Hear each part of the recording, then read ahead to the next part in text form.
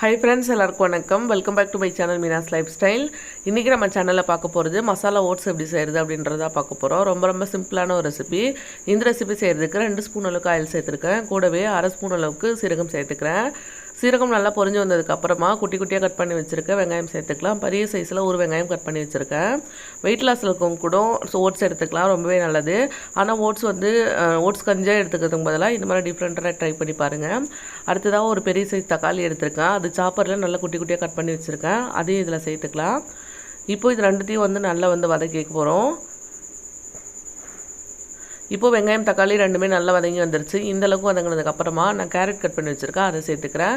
நல்லா சாப்பரில் போட்டு ரொம்ப குட்டி குட்டியாக கட் பண்ணி வச்சுருக்கேன். இது கூடவே ஒரே ஒரு பீன்ஸ் வச்சுருக்கேன், அதையும் சேர்த்துக்கிறேன். உங்கள்கிட்ட என்ன காய்கறி இருக்கோ எந்த காய்கறி வேணாலும் நீங்கள் சேர்த்துக்கலாம். காய்கறி நல்லா குக் பண்ணணும் அப்படின்னு அவசியம் இல்லை. கொஞ்சம் லைட்டாக குக் பண்ணதுக்கப்புறமா நீங்கள் நெக்ஸ்ட் இன்க்ரீடியன்ட் சேர்க்க ஸ்டார்ட் பண்ணிடலாம். நெக்ஸ்ட்டு பார்த்திங்கன்னா ஒரு 1/2 ஸ்பூன் அளவுக்கு கரம் மசாலா சேர்த்துருக்கேன். காரத்துக்கு தகுந்த மாதிரி மிளகாத்தூள், கூடவே கொஞ்சம் மஞ்சத்தூள் சேர்த்துருக்கேன். இது எல்லாத்தையும் நல்லா வதக்கிக்கலாம். காய்கறி வெங்காயம் தக்காளி எதுவுமே ரொம்ப மேஷாகிற அளவுக்கு குக் பண்ண தேவையில்லை. கொஞ்சம் க்ரன்ச்சியாக இருக்க அளவுக்கு குக் பண்ணிட்டோம் அப்படின்னா சேர்த்து சாப்பிட்றதுக்கு நல்லாயிருக்கும். இப்போது இது எல்லாமே நல்லா குக் பண்ணதுக்கப்புறமா நான் தண்ணி சேர்த்துக்க போகிறேன். தண்ணி எந்தளவு சேர்த்துருக்கேன் அப்படின்னு பார்த்தீங்கன்னா, 1 கப் அளவுக்கு ஓட்ஸ் எடுத்துருந்ததுக்கு பார்த்தீங்கன்னா 2.5 கப் அளவுக்கு தண்ணி சேர்த்துருக்கேன். கொஞ்சம் கொஞ்சம் லிக்விடாக வேணும் அப்படின்னா 2.5 கப் சேர்த்துக்கலாம். அப்படி இல்லைன்னா நீங்கள் 2 கப் சேர்த்திங்க அப்படின்னா கூட போதும். தேவையான அளவுக்கு உப்பு சேர்த்துட்டு தண்ணி நல்லா கொதித்து வந்ததுக்கப்புறமா நான் எடுத்து வச்சுருந்த ஓட்ஸ் சேர்த்துக்கிறேன்.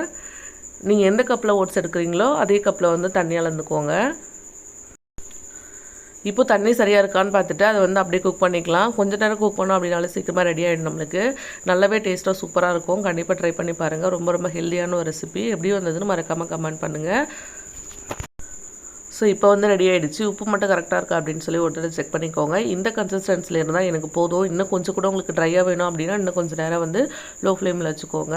பட் இந்தளவுக்கு இருந்தது அப்படின்னா சாப்பிட்றதுக்கு நல்லாயிருக்கும். கண்டிப்பாக ட்ரை பண்ணி பாருங்கள். ரொம்ப சூப்பராக இருக்கும். வெறும் ஓட்ஸ் கஞ்சி எடுத்துக்கிறதுக்கு பதிலாக இந்த மாதிரி எடுத்துக்கிட்டோம் அப்படின்னா நம்மளுக்கு கொஞ்சம் டிஃப்ரெண்ட்டாக இருக்கும்.